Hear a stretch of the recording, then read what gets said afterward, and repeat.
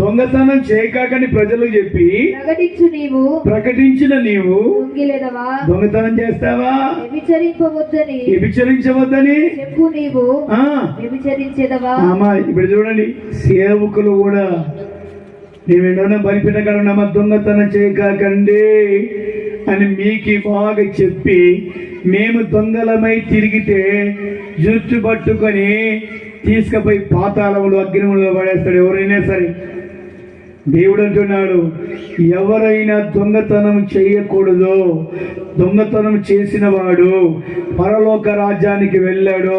హల్లెలూయా, గట్టి చెప్పండి హల్లెలూయా, హల్లెలూయా. చాలా మంది సంఘ పెద్దలు కూడా ఖజానాదారులు ఉంటే సంఘంలో చాలా మంది దొంగతనం చేసేవాళ్ళు ఉన్నారు. బైబిల్లో కూడా ఒక ఆయన దొంగతనం చేశాడు, ఖజానాదారుడైన. ఎవరైనా